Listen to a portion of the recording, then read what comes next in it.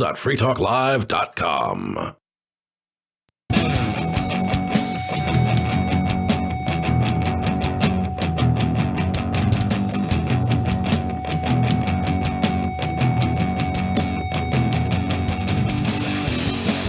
It's Free Talk Live, talk radio that you control.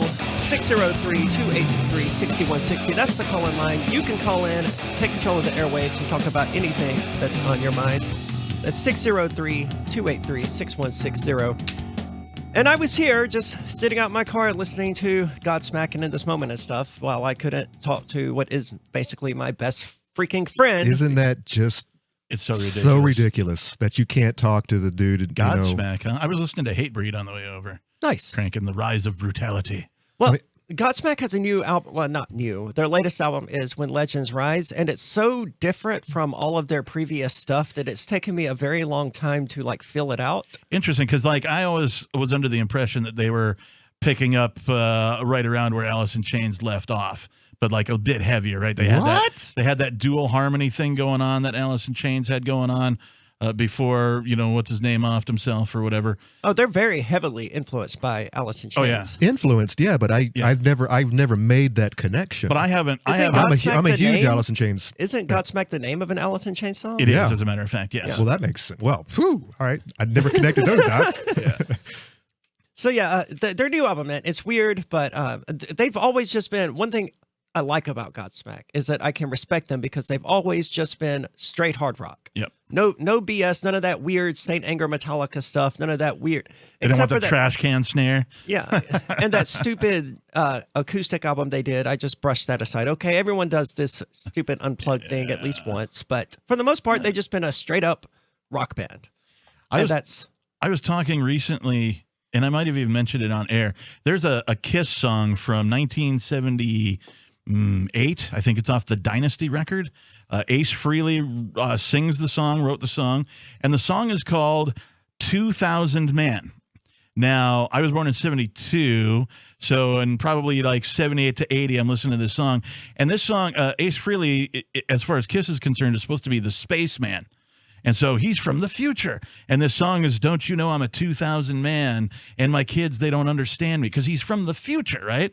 And so now it's 2021 and I heard this song again just the other day and I was thinking like, okay, this song is no longer about the future and about this guy whose kids don't understand him because he's so far advanced.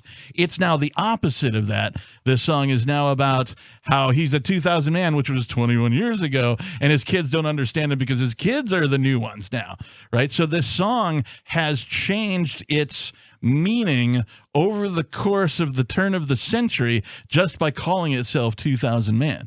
And that's just sort of a weird, you know, forward time travel thing that crossed my mind when I heard it. You said Kiss covered this? No, Kiss wrote it. I thought Rolling Stones wrote it. It's on the Kiss Dynasty album. It's called 2000 Man. Because Rolling Stones has one called 2000 Man as well, and it's the lyrics you're talking about. It may be that the Stones covered the Kiss song, but I was pretty sure that that's an Ace Frehley song. I will point out, though, that Gene Simmons is a monster, and nobody should support him or his music. Yeah, I mean... Let them be forgotten about. As far as Kiss is concerned, Ace Frehley is, the one guy out of that band that I have respect for.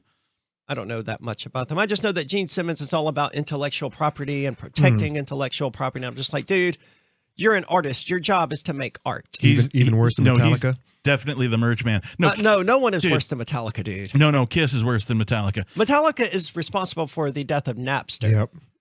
Kiss, as far as I'm aware, has yet to kill any file sharing program. But Kiss has and invented their own coffin. So if you die and you're a Kiss fan, you can be buried in a coffin that's decorated with the band Kiss and their logo, and it's got speakers and subwoofers mounted inside of it so that Kiss tunes can be cranked while you're being lowered into the ground after you're dead at your funeral. Have you already bought into this? No, but I know people who have. Well, I mean, that's ego, but that's not them. I'm not that big of a Kiss fan. I can't stand them. I hung out with guys that were a couple of years older than me when I was growing up as a kid, and they all listened to Kiss, and so therefore I listened to Kiss vicariously. But I never found myself going, gosh, I really want to listen to some Kiss right now, right? I did happen to see 2 of their 5 final reunion tours.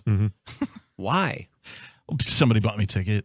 And like, dude, we need a I would have driver. just sold them on eBay, dude. And like, dude, no, they needed somebody to drive. I had a car and that kind of a thing. So yeah.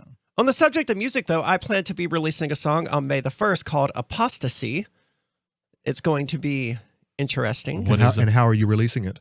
It'll be on SoundCloud. I mean, released. Is that digitally. word a portmanteau? No, it's just the verb form of apostate. Oh, okay. Okay.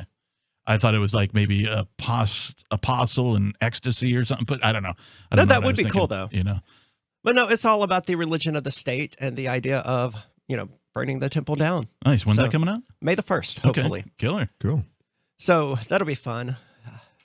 Just one more Yeah. on your huge heaping of projects that are keeping you busy, keeping you down to town. Well, it's settled down a lot lately now that everything here is mostly working. Mhm. Ish. Well, I have no idea why the phones just stopped working, right? They were working just fine, and then suddenly they weren't. But Are you coding again? I am coding again. I'm working on an application that is going to let us just enter tags for these segments and click a button, and it will automatically upload them all to YouTube. But that's really simple. It's just If we ever get back on YouTube. oh no, we're on YouTube. It's just on my YouTube channel right Oh, now. Yeah, we're not on oh. the Free Talk Live channel. We're on. So tell us about that. So we had a 7-day ban, and then as soon as we had one night back, and of Yes, course it was you the and me. night- Yes, And of course, The- we the were going to fourth- town on all on all the conspiracies and whatnot, and then that was it. We were off again. 14 days. We didn't say anything that conflicted with the World Health Organization guidelines, right? So I appealed the decision. If YouTube was like, nope, this is definitely a violation. Here's a 14-day ban, and if it happens again, your channel is going to be permanently deleted. So I'm not putting much effort at all into the Free Talk Live YouTube channel at this point. It's going to be deleted. I think I'm done with it. I brought an article this evening about our own NPR, New Hampshire NPR covered the Odyssey. Right. That's the library thing, right? The 'Cause it's Odyssey library now, guy, yeah. Not library, right? And Have you seen some of the excerpts from the SEC grilling library? yes, it's ridiculous. It is. It's ridiculous. It's like, why did you have a website? Are you asking me why companies have websites? Yeah, I'm Yeah. I'm putting my foot down. I'm not watching YouTube anymore. I just went to Odyssey just now. I've been meaning to go over, but all of my channels are already in place on YouTube. So it's like I turn the stupid thing on and everything's suggested to me. And I went to Odyssey, and all of my favorite channels are on Odyssey right now. I So do so hate that about YouTube. Like, I don't want to be fed content. I want to discover content on my own. Right now, if they got little algorithms that help you out here and there, that's fine. But that's not how it works anymore. I never sign in to YouTube ever. And so you're a guest always. I'm a guest always, and it's a very interesting experience because depending on what computer I'm on, if I clear all the cookies all the time and that kind of a thing, I'll get to like the homepage of YouTube and I will see all of the crap.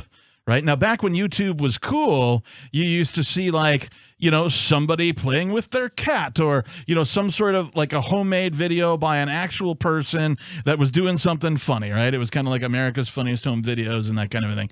Or something that somebody made that, wasn't professionally produced at all and that kind of thing. Now, if you don't sign into YouTube and you go to the YouTube homepage, everything is professionally produced. Everything is made by some sort of professional content creator. There is no more individualism involved with YouTube, near as I can tell, at least on the main page. I would agree with that. I don't know. I just watch YouTube for, gaming videos and stuff like that. And most of those are generally produced well, but I don't see any reason to like stop using YouTube as a service as long as they have content that I enjoy. But it's inevitable that Free Talk Live at least is going to be kicked off of YouTube, at least on that channel. I intend to keep, streaming it on my channel, but then my channel will just get axed. And then at that point, it's just, okay, it's time to find an alternative, which alternatives already exist. You have library, things like that. Of course, we're now streaming on at least 6 different video sites, one of which is my YouTube channel. And we are monitoring all of those chats. So if you happen to be watching at, Vaughn Live or one of these others. We're on Vaughn? We are. Nice. Yep. Old It's school. Free Talk Live, 603-283-6160. That's the call-in line. You can talk about whatever you want. 603-283-6160. We have some good news. The indictments against Ross Ulbricht in the District of Maryland were dismissed with prejudice, meaning they can